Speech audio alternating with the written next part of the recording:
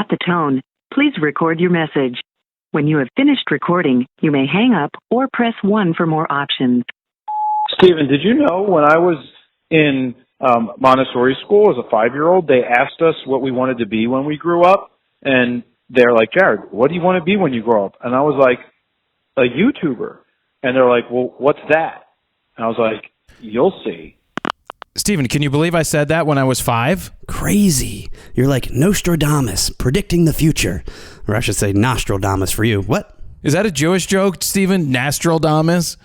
Nostradamus? You said it, not what are me. you trying to say? That I have a big nose for a Jew? I don't even have a big nose for a Jew, okay? My nose is a perfectly sized nose. My brother's nose, my dad's nose, my grandfather's nose, my uncle's nose, my cousin's nose.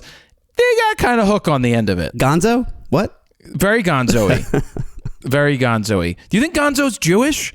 Did we Google this the other day? I'm going to say yes. Gonzo's Jewish. I don't even know Gonzo's voice. Anyway, I really did say that when I was 5. They asked me what I want to be. I'm like, I want to be a YouTuber. And that's crazy. They had no idea. Exact words, idea. Huh? Man. I was like, you guys should buy Google. You guys should buy Microsoft stock. You guys should buy a thing called Tesla. Did you have like the Amazon? Farmer's Almanac from Back to the Future or something? Yeah, exactly. That's exactly what it was. And they didn't listen. Nobody listened to me. I was actually sent back to the future. And look at you now. You own 5 buildings, a Porsche, a Tesla, some 5 Lambos. buildings. That's why. Because No you could predict the Porsches, future. No Lambos. Still no Porsches. Still no Lambos. I don't think I'll ever have a Porsche or a Lambo because I don't really care about the Porsches or the Lambos, Stephen. Anyway, you remember last week when I talked about Evan Udell, a friend of mine from summer camp? Yes. And I told you that he listened. You're like, no, he doesn't. I'm like, no, he does. And Evan Udell has gone ahead and sent us in some audio, and we're going to play that audio right now. Jared Polin. This is Evan Udell, a.k.a. Goofy. I would say that your assessment of me is accurate. I would go farther than it being simply directionally correct. I would say it is accurate. I am goofy, much to the enjoyment of my friends and family. Just, keep in mind that you always, always tip your hookers. Goofy AF, right? Goofy, yes. That's right. He's like, I'm Goofy. That's Evan for you. And he just wanted to tell you that you always tip your hooker. I don't know how Evan knows this stuff. I don't know if his wife knows about it, but now the whole world does. He always tips his hooker. Good to know. Good to know. Good to know. So this week, we've got things to talk about from Mr. Beast. We've got a Mission Impossible review from me. Cleaning and organizing at my dad's house led me to find some very interesting things in the basement that I have forgotten about, like a press guide I think we put together, a business partner and I, for working with musicians. Then I found something that said poems. Yeah, I wrote poems. I don't know what year, and it says by Jared Polin. So I have not read those poems. I will open them up and read them to you, Stephen. Oh, I cannot wait. Can't wait. Has your therapist seen these poems? I might lose out on that 3-letter thing that I didn't say last week at all if I read these poems. We've got some Canon rumors. There was another notebook that I had that I'm probably not going to read. I think it was a independent study of photography notebook where I wrote everything. You saw, you're like, you wrote cursive? We never had to write cursive unless it was for some kind of advanced test or something like that. Maybe it was a different generation. I mean, I'm like, 6 years younger than you, so maybe that's why. But I think this day and age, I don't think any of the kids are learning cursive, if I had to guess. Yeah, that's how we wrote. I remember this back in, so I came from a place called Ben Salem, where it was a really bad school district, and then they moved us to Council Rock, my parents, when we moved out of Ben Salem, which was probably a good thing. And I was pretty far behind. So I left in 2nd grade and started 3rd grade at a new school, and I sit down and they're like, everything's in cursive. So here's a girl that knows stuff. She's going to sit here and help you. And I was like, oh, okay. Because I didn't know cursive. So I obviously picked it up over time and practicing. And this was public school, correct? This is public school, but the way the Council Rock was one of the top-rated schools in the country. Prestigious public school. It was one of the top in the country for a public school at the time, and so it was very difficult. Yeah, I can obviously certainly write in cursive, but we just never had to. We were never forced to. If anything, again, we only wrote in the advanced tests like the SATs or the HESPAs or any of those tests. What the hell's a HESPA? I think it was a New Jersey test. I don't know if you guys had it. No, we did it Steven, junior year. Do you know, I hated standardized tests, and by the time that I realized that standardized tests were meaningless because your name really wasn't on it, or maybe it was, and it only helped the school get funding and stuff, I basically realized that I don't need to give a shit, and I don't need to pay attention, so that's basically half the battle. I also, if I didn't know the answer on the Scantron, do you know how I selected which oval to fill in? Eeny, meeny, miny, mo.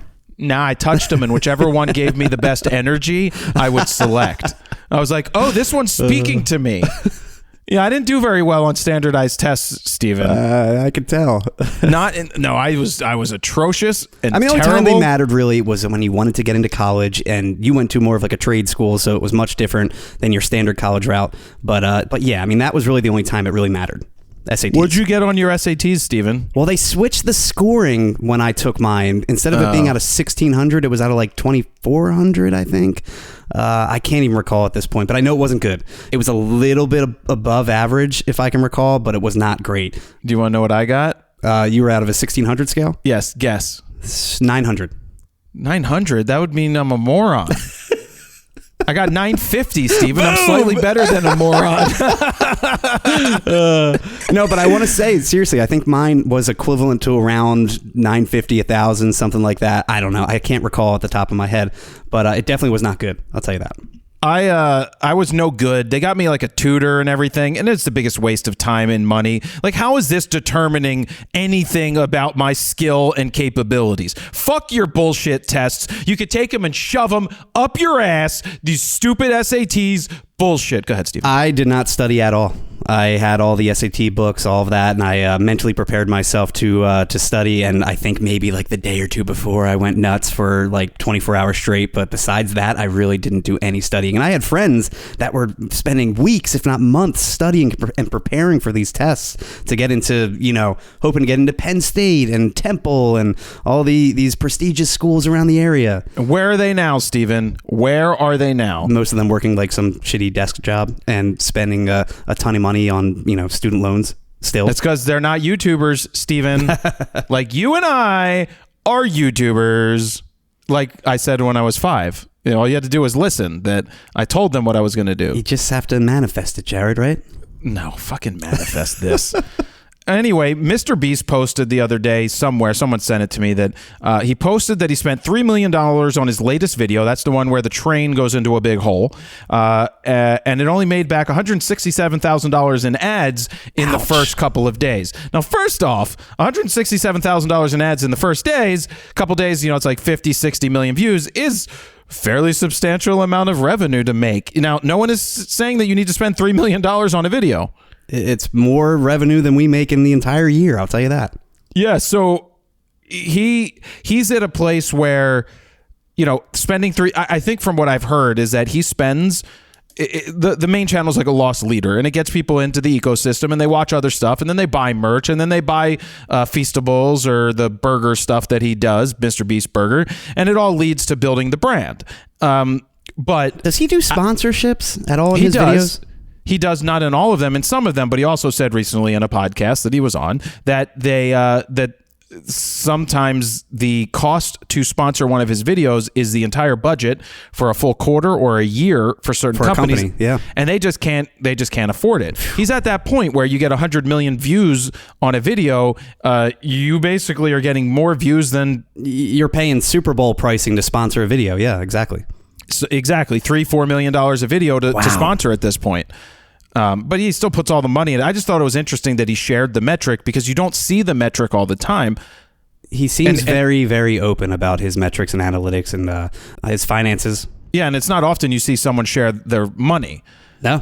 How much they make, but that was only after a couple of days on one video. Imagine all the videos. If you do 1 billion views a month, we don't know what a CPM is. We could probably figure it out based on if there's 50 million views. Sure. And he's only making $167,000, which I say only lightly, but chump change. You could probably figure out the CPM, and it's probably lower for his channel because it's not like a tech channel, and it may have younger demographic, which doesn't count for a higher value.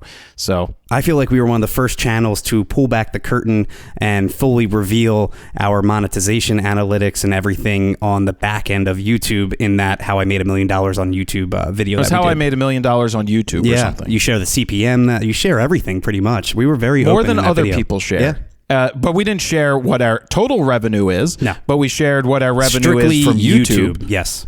And that's and you know, the key that we've said all along is to make sure you diversify off of YouTube as much as possible and have other sources of revenue, because if you're a channel that relies solely on advertising and you can't make enough money off of that, then you need to figure out how to sell a product. We've said it before. I mean, hey, if you're a one-man band and you're running the channel solely by yourself and you've got a decent amount of views, yeah, you could live off that and have a decent, you know, quote-unquote salary for the year, but it's still not, you're not making $1 million just strictly off ad revenue, you know? You can't buy 5 buildings off of just ad revenue unless you are Mr. Beast. Exactly. Now, or Jared Polin. The only way you could buy 5 buildings if you sell presets. Bingo. And the beginner guide to getting out of auto, which was it has probably generated in its lifetime $1.5 million, if I had to guess. That thing sold a lot in the 2012 when it came out. Especially at the time, that was one of the only digital products out there for learning photography, correct? Yeah, digital download and DVDs. We shipped the DVDs to half the people. We did digital downloads to the other half. Just gave people the options and just put it out into the world. And that's how I bought Property 1. And then Property 2. And then 3 and 4. And then, well, no, the presets certainly helped there. Speaking of presets, we've been looking for names of presets. If you've been following us on the Instagram and the threads, we did put up a couple that we were having a little bit of a struggle with trying to come up with names, because Stephen and I were going through the 15? Is it 15? It's 13 presets and then 2 specialty ones. Yeah, either 13 or 12 plus 2 more. I forget. It's either 14 or 15 total. I can't recall. Yeah, it's still gonna be really good. And we're dabbling and debating the whole, do we raise the price by $5, the sale price to $35 from $30, because the fees actually have gone up on the back end from PayPal and from Stripe, like everybody else. Yep. The inflation shit. But everybody's raised their prices. Would the $5 make the difference up front? Even though I feel like I kind of want to pass along right off the bat, like $30 to people that have bought the bundle, or people that have bought FroPack 1, 2, and 3. That's what we were toying around with. Maybe 2 weeks. $30, or yeah, like you said, like do a week or 2 and allow for $30, and after that go up to $35. Not that that's a huge incentive, but still, I kind of feel bad that it's been $30, and you know, now we're going up a few bucks. I mean, if we can't really feel bad, but I think the point is the Grand Slam is going to be $120. I don't think it's Grand Slam is going to be $125. I mean, we didn't even think about that, but I think $120 is fair enough, Stephen. I think we can, you know, the fees on that's still going to be a pretty penny, but still it's $120 for that. And when you break that down, it's still under $2 a preset. Yeah, because it's about 60 presets total, give or take. Not counting all the different variations that we have, the minor differences between, you know, no grain versus grain, matte black versus non-matte black, whatever it may be. Yes, we don't count those as individuals like other people. 3,000 presets to buy for $40. Oh, and it changes one slider. Nailed it. Yeah. Nailed it. Yeah, so there's a bunch of really good ones in there. We asked for some names, and we're going to keep going with that and try to get that wrapped up before Steven goes on paternity leave and get that stuff out into the world. I do want to add, though, I absolutely despise the naming process with you. Mel Brooks, bro. Because we are on totally different sides of how we want to name them. I'd rather name them something that makes sense, like if we called it Cinnamon Toast Crunch, it's got that cinnamony, like brownish tone to it, or something like that. And you're like, let's call it something totally random that doesn't make sense at all to the coloring of the preset. Exactly. Because people will know what it does when they click on it. Like Skittles, it's a bright and vibrant preset. That makes total sense. All right. Prestige Worldwide. What does that even mean? Exactly. When you click on it, you know. I know, but my point is when they open them up with fresh eyes for the very first time and they're scrolling through them, they'll simply know that Skittle means bright and vibrant. Mentos means like a light and airy preset. King Contrast clearly has to do like with a punchy, contrasty preset. Instead of calling it something like Mel Brooks, and you're like, what the hell does that mean? Like, I get the branding and all of that, I do. but just makes so much more sense to name them based on the color tone of the actual preset. Like when we asked for help and asked people to submit names for these presets and we described the preset, every single name came in, made sense. It all had to do with the coloring and the explanation of what the preset was. It wasn't just random names thrown at us. And if they have other people's presets, there might be a couple different packs they're going through, and they might be looking through ours and being like, wait, I want to quickly go through and I don't know what this one is, so I'm just going to skip it. All the other packs are losers, Steven. Losers. Capital L-O-Zers. L-O-Z-E-R-S. Losers. But we did get some really good name recommendations, and it was hard to break it down and finalize which one we really liked. We're still finalizing them. We haven't talked about that for that, but you didn't know this. We never launched the Super Huge or Mega Camera giveaway for 2023. Oh yeah, we never did. No, we've been busy. I'm gonna launch it with the sale of FroPack 4. Okay. And the way that it will work is you purchase anything, or if you've already purchased, you're already entered. There will be the free option to enter, which we will do through the Gleam portal again. You can sign up there, and that gives you your free entry for a chance to win the grand prize. But I haven't fleshed it fully out. I still want to do it, and we'll tie it in with the triple play. Well, we'll tie it in with all of it. Is there any other option for Gleam these days? Is that still kind of the go-to for giveaways and contests? I haven't looked in a long time because I don't really care. You know what I mean? Just not a fan of the way Gleam does everything. No? Well, find me. I don't know if there's another really good solution out there. I think that's still pretty much the industry standard, but I don't know. It's just kind of annoying to use. It's just, we just need a way to give people an entry that they can enter, and you'll automatically get entered if you purchase it, because I have the whole database for that, and you'll already get automatically entered if you already purchased all the way back to FroPack 1, Triple Play, any of it. You already have entries into it, so you might be surprised if you hear from me and then I try to trick you into coming to Philadelphia. And then you might not be surprised at all when you find out that you're the contest winner. Right, Steven. Right. So keep an eye peeled for all of that stuff. Moving on, I went to the movies for the first time since pre-pandemic. Oh, wow. And it wasn't from a, I'm worried about getting sick. No, it's just that there haven't been good movies to see. Sure. For one. Two, I have a 161-inch screen at my house, and I've got 9.1 surround sound. You've got a better movie theater at your own house. Not as good as the digital Dolby stuff that is there. I will say, though, I've been to the movies to see like the newest Spider-Man. I went for the newest Avatar movie. So more recently, and 2 different movie theaters in my town.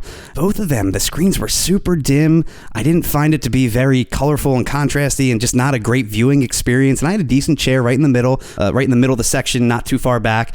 And same with the audio. Like, I just felt like it was really low. It wasn't nice and boomy and that cinematic experience that you're used to going to the movie theater as like a kid. I feel like my little setup at home with a sound bar and 70-inch screen TV is almost a better viewing experience for me personally.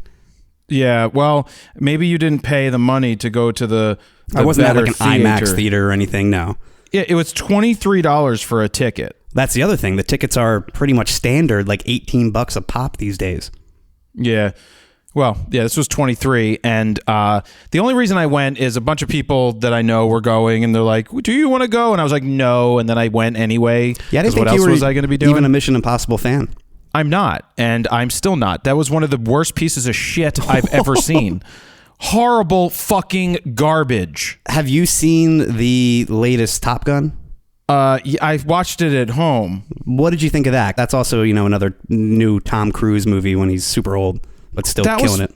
That was fine. The movie was fine. Because I really liked Top Gun. I was very pleasantly surprised at how good it was. I saw that in theaters, actually. Fine. Now I think of it. Top Gun was fine. Mission Impossible was fucking garbage. I don't understand how anybody could find that enjoyable. What did you not like? The dialogue is shit. There's no, what's going to happen. It's part 1. They call it part 1. Which means there's a sequel already. It was just so fucking stupid. I fell asleep and woke up and they were still fighting on the same fucking bridge. I'm like, they're still fighting? This is terrible. Just the dialogue, Steven. They're like sitting there. Vin Raines is like, So, like, basically, they're like, we need to consolidate all this past history into this 12-second, 30-second talk. And so he's sitting there talking, and they're doing flashbacks. And it's like 30 seconds of this garbage just to bring you up to speed. It's just garbage. And I don't care that he did his stunts. Are the stunts cool? Make a YouTube video about it. That's all that matters. They did, actually. I just saw a behind-the-scenes, like, 3-minute teaser of the train action scene where they're literally on a moving train doing this fight scene, and I still can't wrap my head around how they did this safely. It almost makes no sense, but because the clip was so short, they really didn't go into detail of the rigging and all of that. And I mean, his insurance policy has to be through the roof when he does these types of movies. The last Mission Impossible, wasn't that the one where he was strapped to an actual plane lifting off the runway?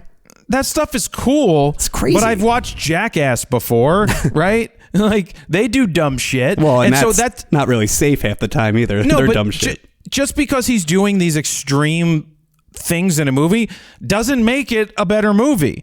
You could put lipstick on a pig. It's still a piece of shit any way that you slice it. I agree. I do think there's going to be a part in his career, too, coming up soon, probably, because he's getting up there. What's he, mid-60s now? He's almost 60. Oh, I thought he was 60.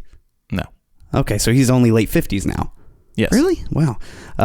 There's going to be a point in his career where he's going to push himself too far and still want to do these stunts when he's 65, 70 years old, and it's going to really backfire on him, unfortunately. He's 61. Okay, 61. He just turned 61 on July 3rd. Okay. I thought he was at least 60, but I knew he wasn't 70 or that old. Nah, he looks fine, and you know, that other guy, Han Solo is still making movies at 80 something. Yeah, but half of his action stunts are by a stunt double or CGI. Same with Arnold. I know Arnold at this point, he's almost 80. I think he's 77 or something like that. In Fubar, the latest Netflix series that he just did, you can tell they really didn't push him hard. And the last Terminator too. He's doing the most minor stunts, like nothing crazy, and it's very slow pace, slow action. Or you can tell it's a stunt double. And hey, they're late 70s. Like, I don't blame them. That's crazy that they're even acting still. I heard someone that I listened to on a podcast just talk, oh, it's such a spectacular movie. You're going to love it. It's great. And it's like, no, it's not great. If you're into, like, movies, like, I like The Whale. You know, did you see The Whale? I did. I actually bought it on Amazon Prime because there was no other way for me to view it at the time.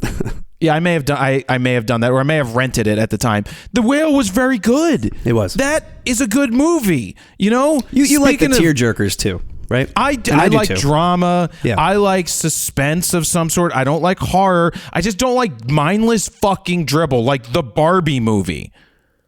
Yeah, but if it's a comedy like the Lego Movie or something like that too, I don't mind that kind of stuff. I'm not going to the theater to watch the Lego Movie. Everything is awesome, Jared. Everything is awesome. Everything is great when you're part of a team. And Will Arnett as Batman. So good. Batman. Yeah, Batman. Like, I get it. That stuff is all well and good, but not to go to the theaters. This Mission Impossible more for like kids and stuff too. But we're talking Mission Impossible. Oh, I thought you were talking about Lego and Barbie. I want to see Oppenheimer, but I got to find a theater that shows the 70 millimeter IMAX. Because if I'm going to watch it, I want to see it that way. But honestly, if it's a drama, I could sit at home and watch it. I don't have IMAX at home, but I do have a big screen.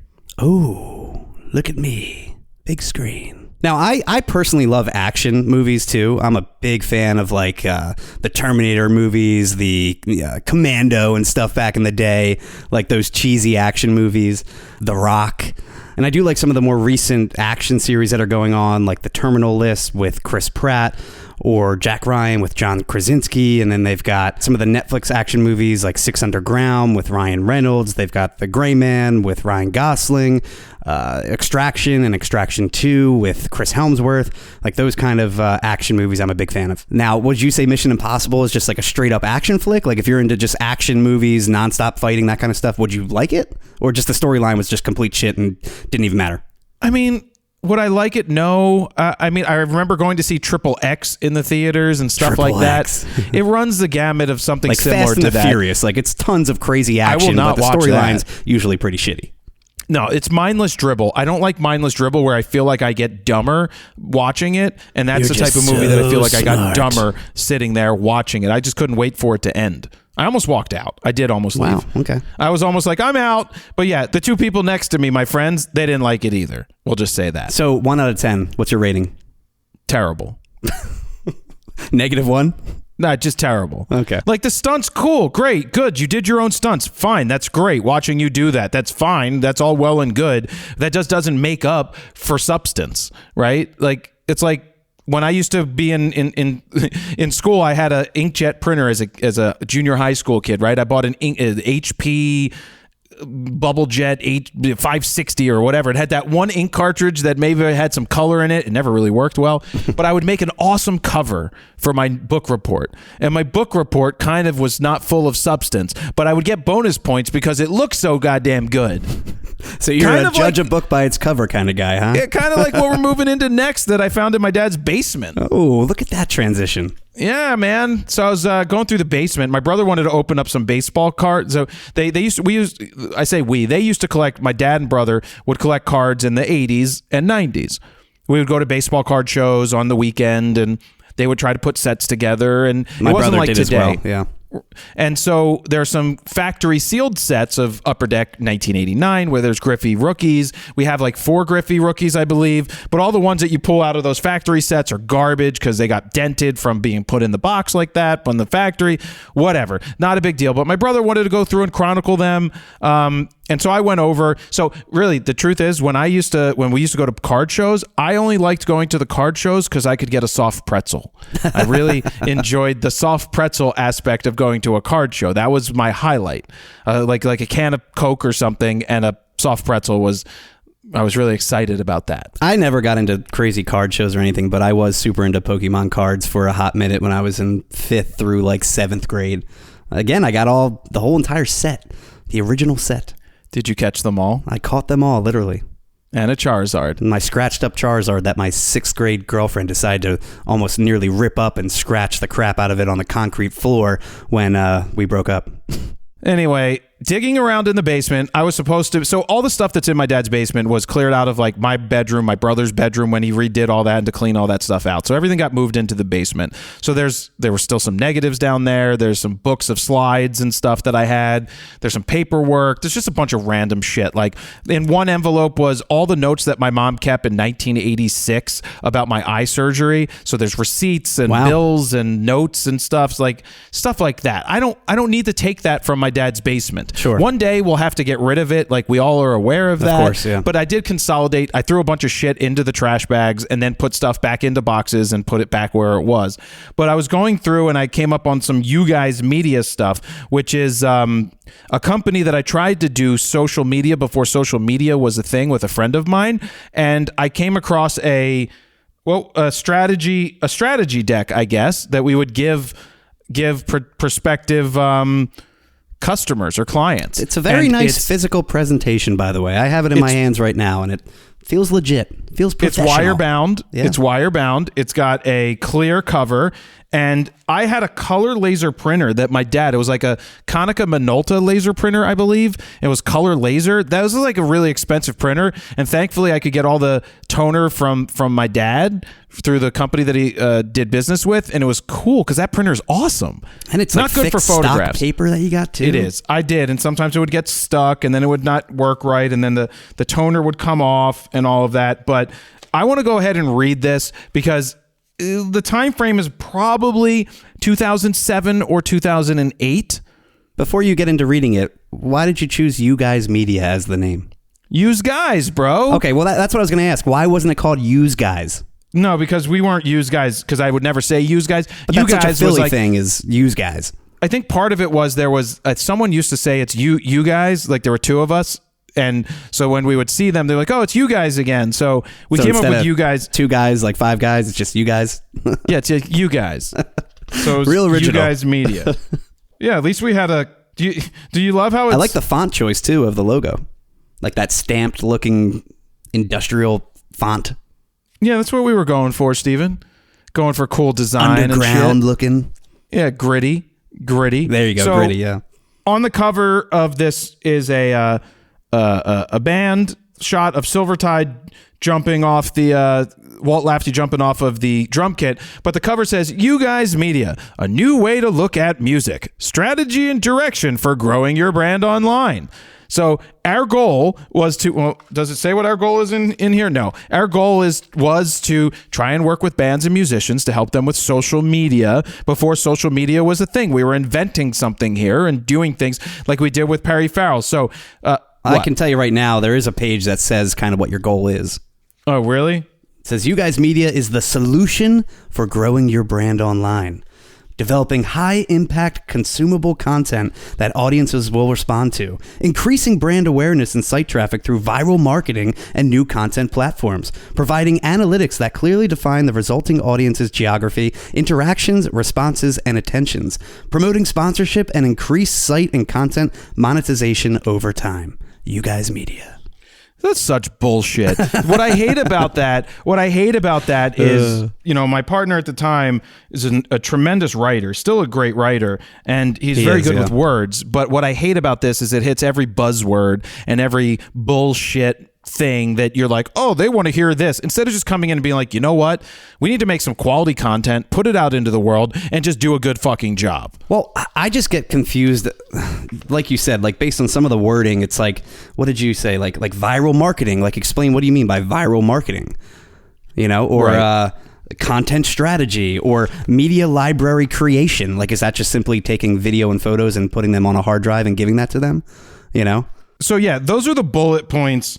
It looks good, with Perry Farrell photo, and it says Perry Farrell satellite party services provided include viral marketing, widget development, media library creation, strategic consultation, content analytics / measurements. Basically, for Perry, our goal was to get him more MySpace spins. So they wanted to take his audio listens up, and we did. It went from 3 to 3,000 in about a week. And the only reason it did is because we started posting photos on his MySpace, and it got more people to come back and look each time because you're giving them content. And keep in mind, this was obviously the heyday of MySpace, like 2008 era, around that time, right? Well, 2007 when we went out with Perry. And it was early days for Facebook. Yeah, because I was big on MySpace like senior year of high school, which was 2006 for me. So I feel like that's when it blew up and it was at its height, and like 2007 as well. And then it really started to trickle down like 2008, 2009, right? Facebook started becoming a thing. Exactly. We were buying ads on Facebook in 2007 to try and get more people to the shows at the time. Well, I see that you have a Facebook screenshot from like the original Facebook layout, which had to be like 2007, give or take. I think I joined Facebook in 2007 when you still needed a college email address to join up. And then I think 2008 is when it went public, if I recall. So, you guys were really at the forefront. Even joining Facebook at the time and trying to promote bands that way, because at the time it was really only college kids on that website, not really bands. We were trying. Yeah, we were trying. My partner in it was supposed to be good at shooting video and editing video, but that was a much more difficult time in 2007, 2008 to try and edit video, capture everything in real time instead of just simply offloading. Exactly. Yeah.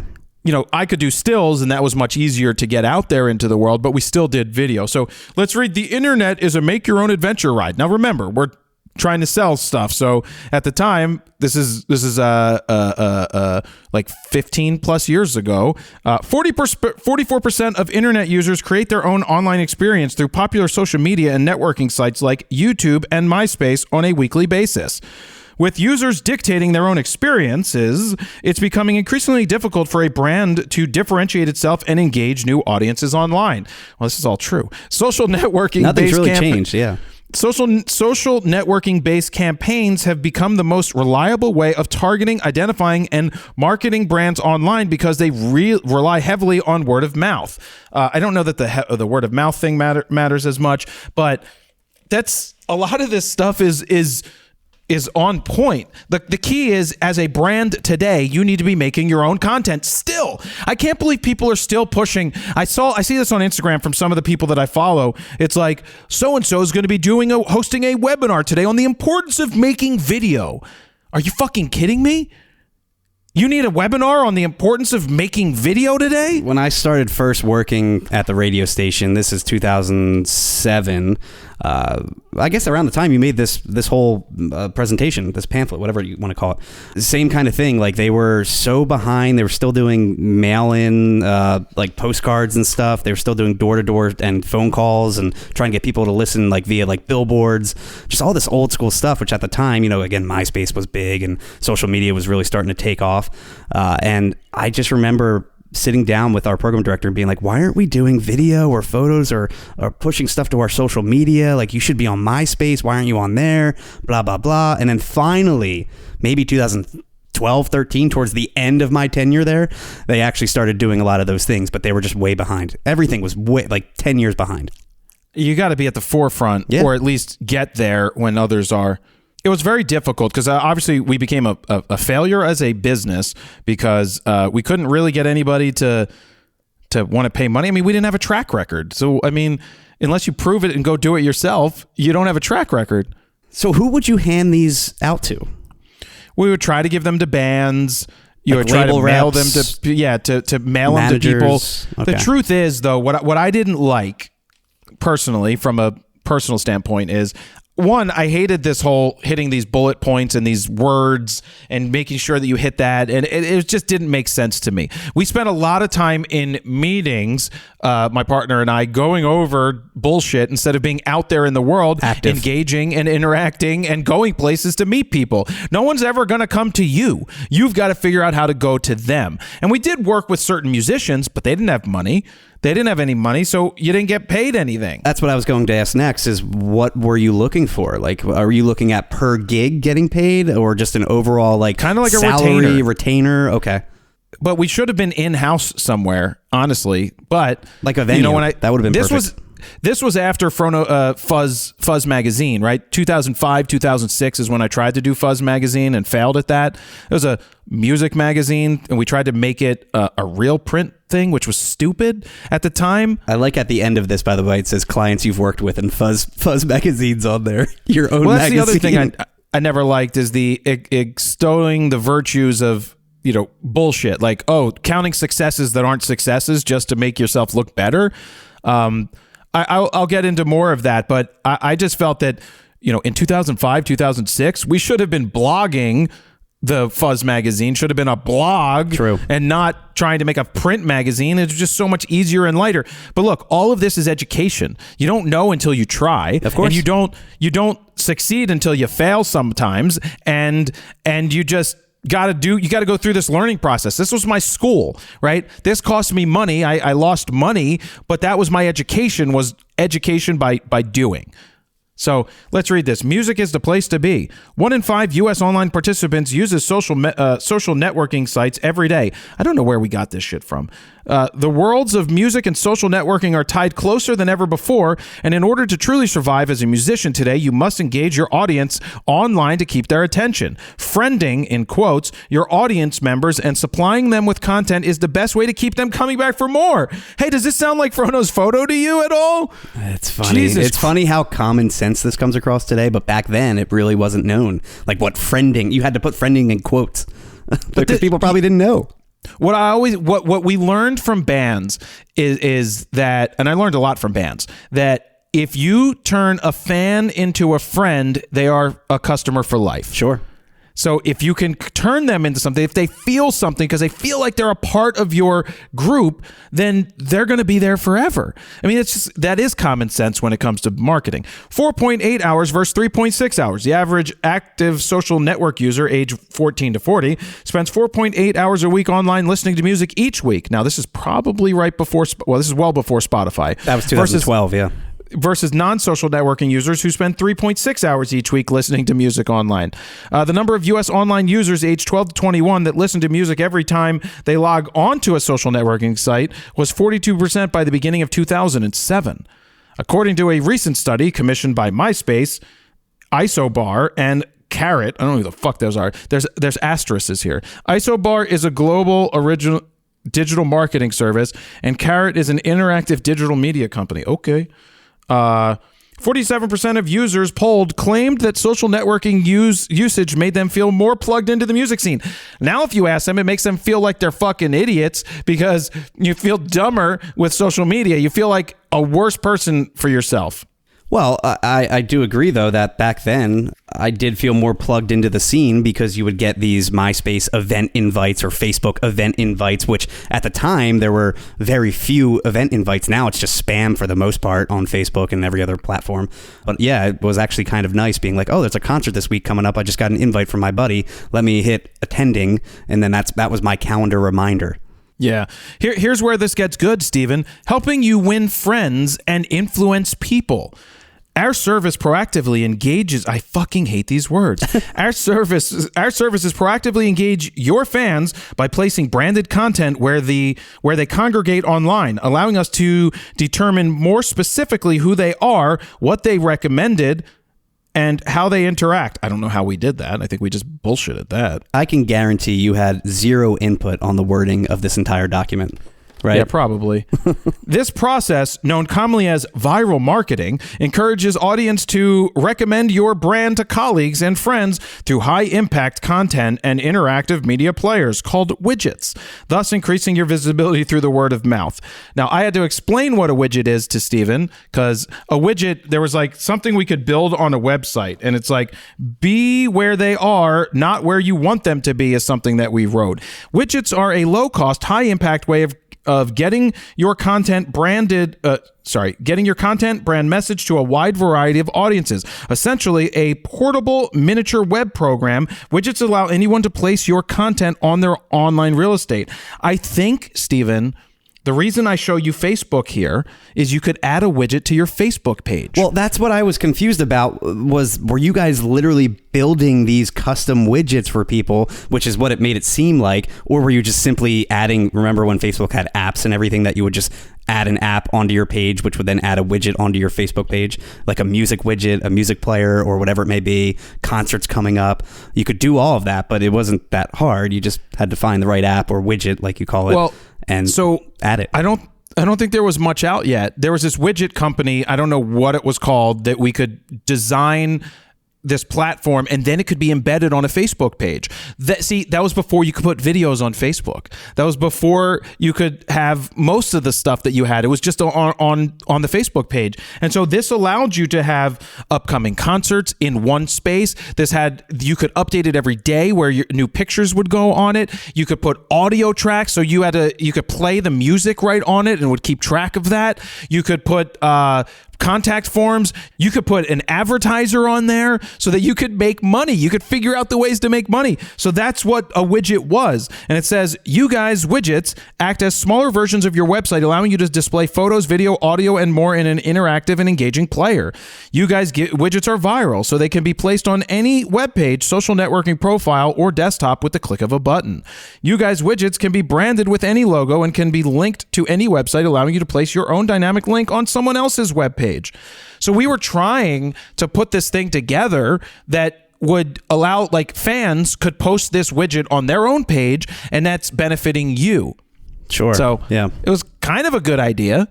Again, it just wasn't custom made by you guys. It was more like a third party. You would sign up for it. And no, but it's a white box. So basically we build it in this thing and then you get it. Yeah. But building as in, like, here's a logo, here's your concerts coming up, done. Yeah, but we would do the work. Yeah. That's how it worked. No one builds stuff. They get it off the shelf and they put it together for people. Yeah, I just remember the Facebook apps and widgets is what I'm saying, and they weren't hard to find the right one. This is before that. But this is before most of that happened. That was in like early 2007, though. Was it before? For what we were trying to do, there wasn't a lot of what you could do. We wanted to put it all in one place. The screenshot you have on here, what I'm saying is you can see, this is exactly what I'm talking about. You can see the widget app store or whatever they called it back then. They stopped that years back because it just became spam. Don't know, Steven. I can't go back and ask myself. With proper implementation and maintenance, your content can be virally marketed anywhere and be placed on anyone's webpage profile, progressively growing your brand's visibility and your campaign's effectiveness. With each audience, this shit is so fucking annoying. As long as the widget remains on a viewer's page, it will be a lasting reminder of your brand, reinforced whenever they see it or pass it along. I mean, it's all making sense, right? Yeah, no, it all totally makes sense. And again, it comes across as a very professional brochure, whatever you want to call it, pamphlet, document, presentation, whatever. presentation, yeah. Yeah, it looks legit and it sounds legit, so that's really all that matters in the end. However, we did had you get no any numbers. clients at all from this is the question. No, we had nothing. We had nothing to go on. Did you actively work hard after this promoting this, or was No. it at the end of your relationship with this, your business owner? No, I think part of my issue back then, and I've said this before, is that I felt that if I worked with someone who was really smart, who was really good at stuff, that I would somehow latch on and tag along and become successful by proxy. And that doesn't work. I had to figure out on my own that I had to go out on my own and do my own thing and make myself successful. I want to be the one that owns the 5 buildings. I want to be the one that becomes successful. I remember the band telling me that, hey, one day we're going to buy a building in Philadelphia, a brick building, and give you guys an office there to work out of. I bought the fucking building, okay? I bought the goddamn 5 of them. And I'm not bragging. I'm just saying that if you don't take the reins yourself and get out there and you just try to rely on someone else to make you successful, which is what I was trying to do. I thought the band would get big and then I would be big because the band got big and I would be doing all of this, but then you would never have ownership of anything. And so when you take ownership of your own thing in a lot of situations, you then tend to possibly be successful. I'm one of the more successful people out of that group from back then that was hanging out and doing stuff together. I'm happy about that. Personally. Oh, of course. I'm sure in hindsight you look back and you're thankful that you made that decision to go off on your own. But at the same time, I'm sure you still did a lot of work in terms of the photography aspect of this, which was probably at least 50% of the selling point, right? Was all the photos. The bands at that time, that was a huge deal. Well, not so much anymore. Well, flipping over to the select clients and brands, there's one here that we did do for the Manhattan Center Studios that my partner's uncle worked at, and we were able to get a gig shooting there. So basically, it was all actually my photography is what we did. We didn't write things for them. It was my photo. I did photo shoots. I photographed the property, the business, the studios, and the that's where the Hammerstein Ballroom is, and the Grand Ballroom. That's where I photographed all that stuff. So in essence, we were getting paid for photography for that project. Then there was another project we did where we helped build the website. We came up with we met a web developer. That guy created some cool shit, and we ended up doing that for that company. And really none of it was, most of this stuff came from meeting other people, but we never really got paid. And a lot of it came online strategy stuff centered around content, centered around photography. So you would have to be actively on tour with them, right? Or just by their side half the time if you're constantly giving them content to post, correct? Well, that was part of it, but one of the things I tried to do with Silvertide, the band back in the day in 2005, 2006, that whole era, was tell them there's 5 members, guys. Each one of you can take a day of the week and create a piece of content. You just need to do it once a week. So one person was into photography. I'm like, all right, give me something photo related to post. You're into, reviewing movies. Wear one of those coats and smoke a cigar or smoke a pipe and review a movie, and we'll make content out of it. That's what it was all about. You like food? Review some food. And I was trying to tell these people how to do this stuff that I thought would work. And what ended up happening is that didn't work. They never did it. And I just went out on my own after, in the 2008, 2009, started to try to figure it out. And then 2010 launched Frono's Photo and did all of the things that I thought would work. And didn't sit down and have meetings and didn't think too hard and didn't worry, just did. Because you got to do in order to figure out what works. And that's what I have to say about that. Yeah. At the end of the day, obviously you made the right decision and right choice to do what you did. I just question, again, when you show off something like this, something that says like, our premier solutions have helped brands create quality content and rich media libraries, target content to existing fans and identify new audiences, develop new ways of engaging and interacting with fans, blah, blah, blah, blah, blah. Like, are you doing that every single day for these bands? Are you sitting around 24/7 trying to help them out? Like, I just question, like, what are they really paying you for when you're not on tour with them? They weren't always on tour, but it was about making content and managing their social media. So logging in and doing that stuff. It was social media management before social media management was the buzzword. Yeah. That's exactly what we were describing. No, I know. So- I get it. I just think if you only had like one client, like you're not spending all day doing that. You fucking failed. I know it failed. You're just trying to tell me it fucking sucks. I hear you. You're saying you guys are assholes. You're full of shit. You're lying. Sure. But that's how it's coming across. You keep questioning, like, what were you really doing? Were you actually doing anything, or did you just write up a pamphlet? Just trying to make a quick buck, Jared? Is that what it is? It fucking failed for a reason, Steven. Note to self, very sensitive topic for Jared. Do not question him about it. It wasn't ready. It wasn't ready. Yeah. It was ready for me when I was ready to do it. It wasn't ready in that partnership at the time because it just didn't make sense. Everybody wanted content, and I was the guy making the content at the time. It just didn't work, unfortunately.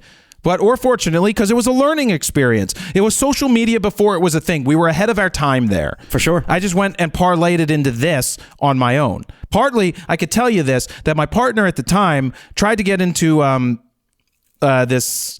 It was like a music where they practice, right? A rehearsal space. And there were like 6 or 7 business partners, and I wanted to be a part of it, but they kind of it basically didn't want me a part of it, which is fine for some reasons. And I told my partner at the time, or whatever, we weren't partners anymore, but I'm like, I want to make a book. I want to do this 6 degrees thing where I go and I photograph. Familiar. Yeah, I go photograph and then I make a book and release it. And he goes, well, who's going to buy it?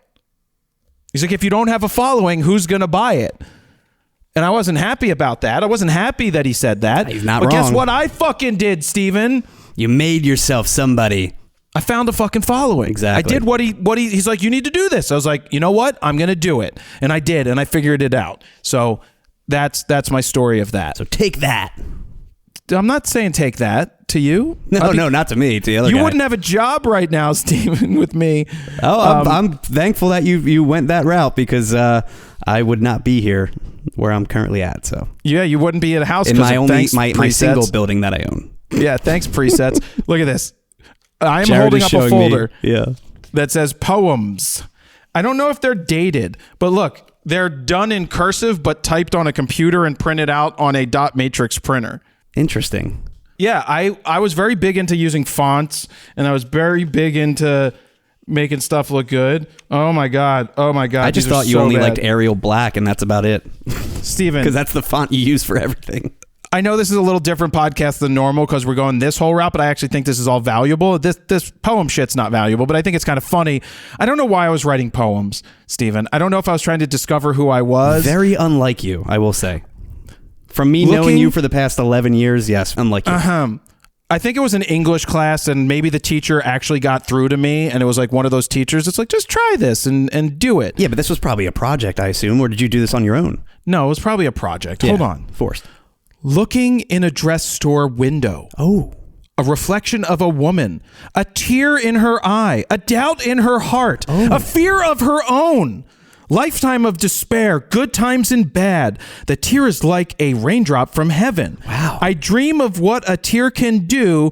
Now I know it's your whole life too. Wow. The fuck is this? Wow. Huh. Another one. Oh, wait, that's looking in a dress store window. Modern day Walt Whitman. Oh, why'd you say Walt Whitman, Steven? All right, let me get out some more, and then we'll move on. Here's another one. In a boat, on the ocean, looking far away, I see a wave come crashing down like a broken heart. What the fuck is this shit? You just wrote that poem yesterday, didn't you? Looking at a caterpillar, beautiful in all, spots on its back, cheerful in all. It changes by fall. Now it's a butterfly, still beautiful in all. This shit's great. This is amazing. These are the best poems ever. Can you see the grades? No. There's no grades, but that's what it looks like. Maybe you did this on your own if there's no grades anywhere. Steven, no.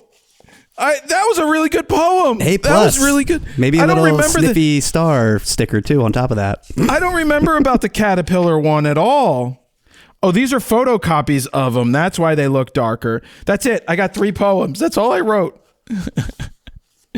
Oh shit, that was good. Did you like those? Next up, the Frono's Photo Poetry Book by Jared Polin, for sale for $3,000. Hello, my name is Jared. Followed by an audiobook. This is a poem for you. Dear reader, it's been a long time coming. It's been a long time waiting. I'm sitting here. Oh. I'm growing roots. Oh. But my roots need water to grow.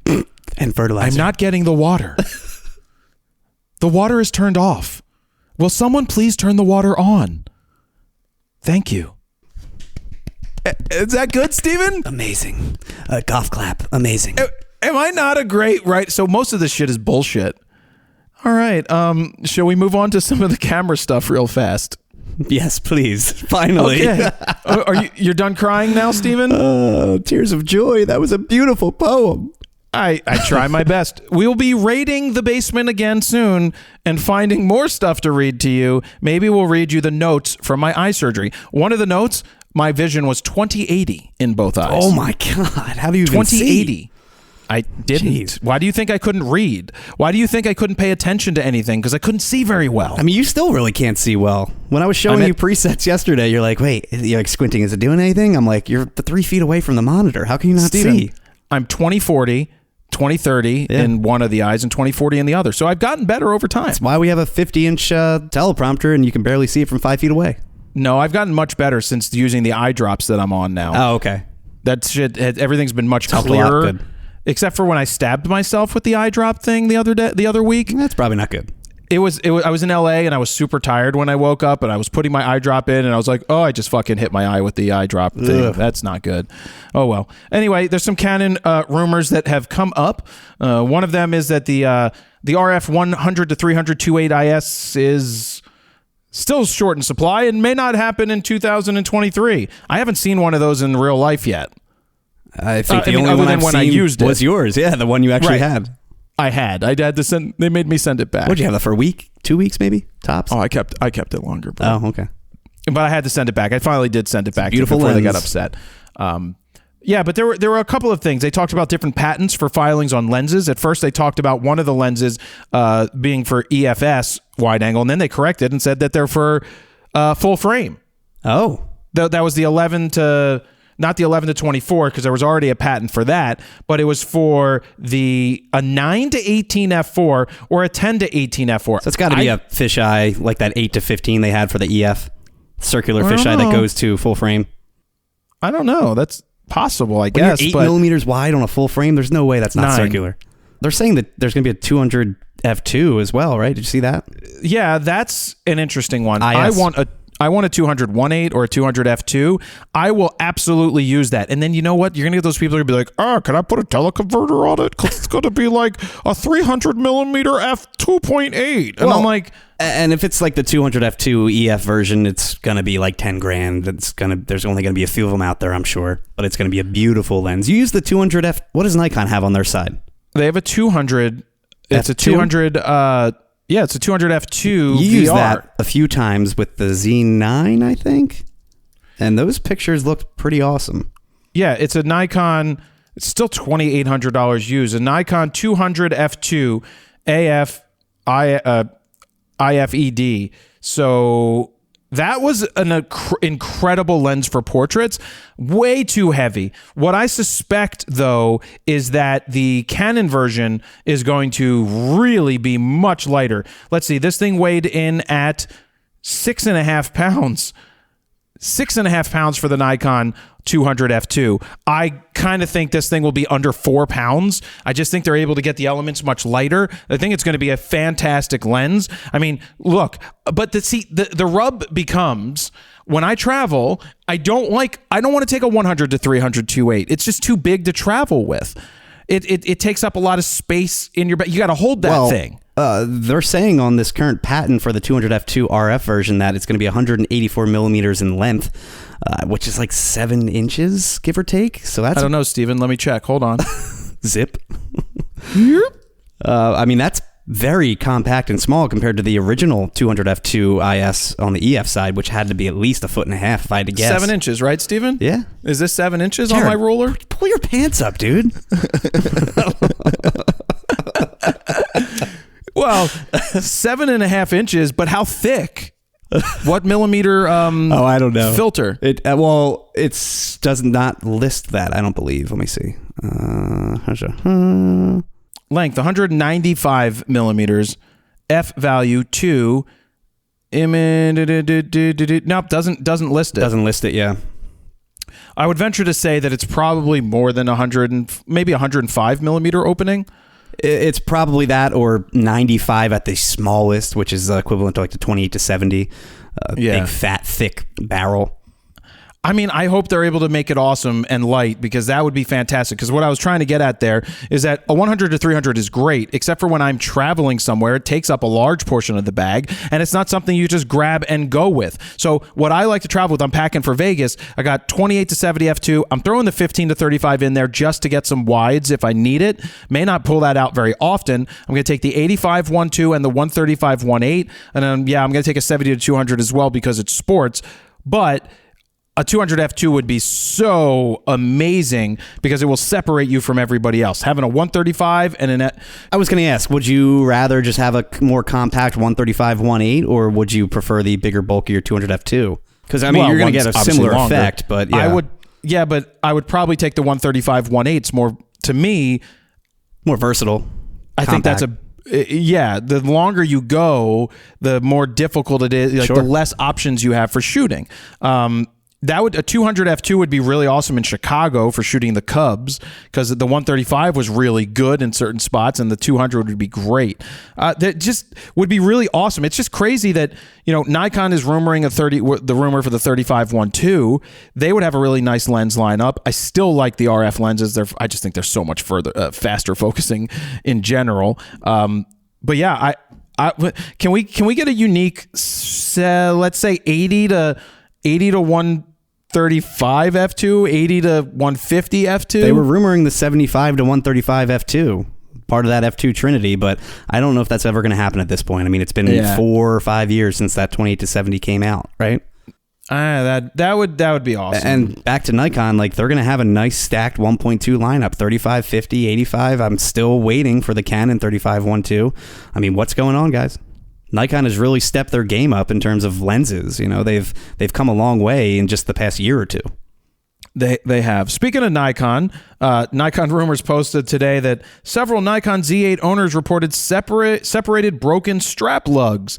That's that metally thing on the side they are saying is coming out of their socket when they're using the Peak Design.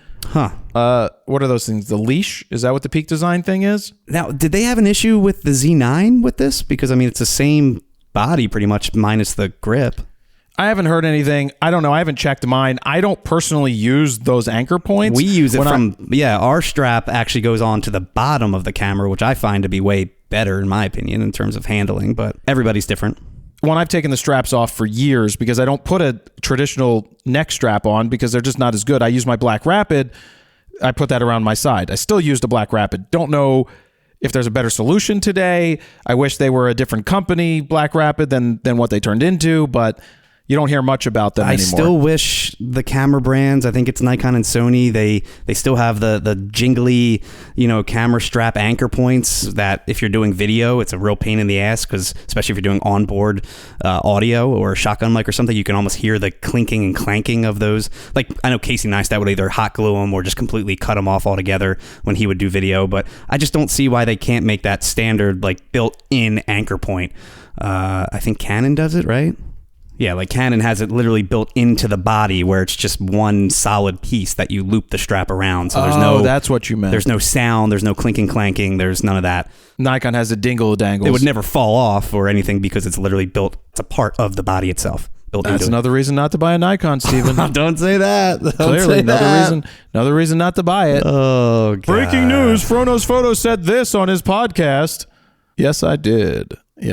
So there's not much news going on right now. I suspect that the end of August, I suspect that September, October, as usual, will be the busy period. Perfect timing, right after we have a child.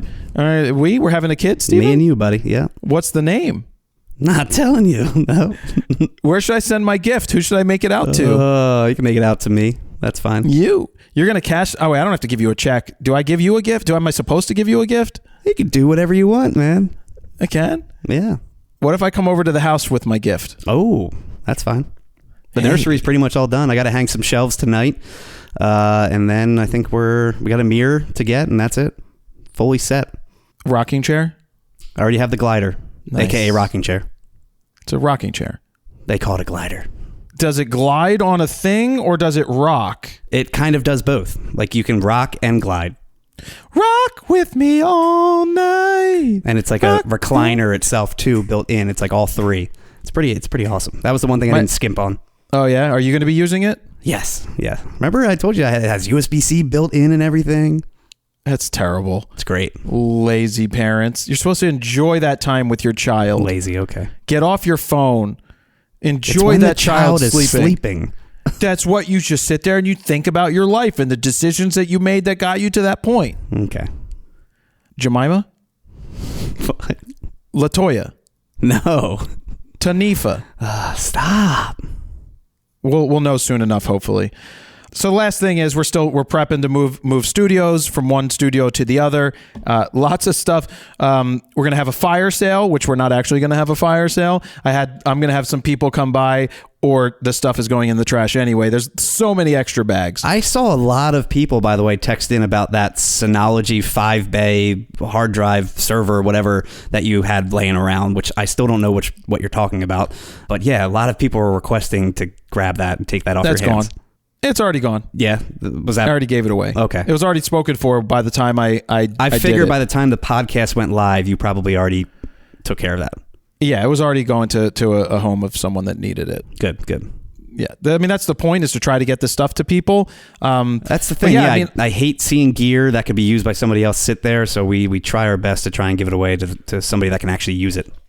I also hate having stuff in the basement for 6 years and then thinking that we need it because we don't. Well, so majority of the stuff in the basement though was just empty bags and crap like that, like leftover audio stuff from 10 years ago before I even joined you.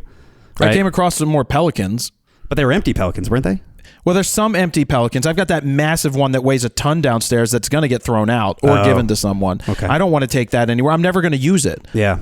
I'm never going to use it. I mean, if someone's local, I may let them in to come go shopping, maybe, but I don't still like having random people over here. And a lot of the bags are just simply like, hey, if Aperture gave us some lights, it was the bag the light came in, and we just threw it downstairs in case we traveled with it or something like that. And one of those you never know if you need it, and we definitely never needed it again. So at this point, like you said, it's been 6 years. They've been sitting there. We're just going to toss most of that stuff. Most of the stuff's going to get tossed, but we're going to efficiently get everything packed and organized and then get it over to the new place and get that going just in time for Steven to go on paternity leave. Yes. And I'll be left to my own devices to be all alone, trying to figure out what to do from there. Yes. All right. So if you want to say something to us, 313-710-9729. If you are in need of something that we have, I still just am so hesitant of inviting people over, which I don't not like talking doing about that. gear, by the way. No, gear. We're not talking about gear. We're not giving cameras Don't or be bodies texting in or asking lenses. for some $3,000 lens. No, if you want to buy the Apple Tower and you want to make an offer on it, that was a $14,000 computer. Someone made me an offer. I should have taken it back in the day. If you're that person, send me a message. I will gladly take that offer again. But that computer, we will sell that for a couple G's. Yeah. Right now, just to get it to a home. It's still a viable computer for years to come, except it's outpowered by the newer stuff. But you'll spend more money on a newer thing. It's just an option. So, anything else you want to say, Steven? No, that's it. 313-710-9729. That's the text line. It's 313-710-9729. That's where the people are going to get to test out FroPack 4 because we will reach out to a few people and get them to test it out and seed it and see what they think, make sure everything works, and then we'll get it up for sale and probably be promoting it soon. And yeah, we'll call it there, Steven. This is episode, 60? 60. Yes, sir. 60. Hey, when you're out, am I doing the podcast without you? Probably. I am not sure just yet. The first week, most likely, yes. Second week, I might be able to join you. I might have to get a special guest in. Yeah, or do that, yeah. I mean, you've done that in the past with Manny and Vanessa and some other Manny people. is banned from the show. Manny cannot hold a conversation for the show. Vanessa can hold a conversation for the show. Yeah. Maybe I'll get some Peter McKinnon on the show. Maybe That'd be he and I cool. will do a special edition Stephen Paternity Leave, Peter McKinnon interview edition. Yeah, that would be the only week. Was probably mainly the first week. The second week I can probably jump on. I'll play it by ear at that point. Yeah. Well, I mean, isn't your wife supposed to do all the work? Is that how it works? What? That's a joke. That is a joke, okay? That is figured. an absolute joke. All right, guys, I'm getting out of here. It's RAWtalk 60. Thank you very much for listening. I was just thinking I used to give the time when I would do my daily fro. Every time I would start and finish, I used to give the time. It was kind of fun. Why? I don't know, because it was just like it was like a daily journal. It was like for you? it was like Anne Frank's journal diary. You know, you list the time and date, and then that was it. Interesting. That was the Daily Fro. Well, this is RAWtalk episode 60. Thank you very much for listening. Jared, PolinFronto's Photo.com. See ya. Bye.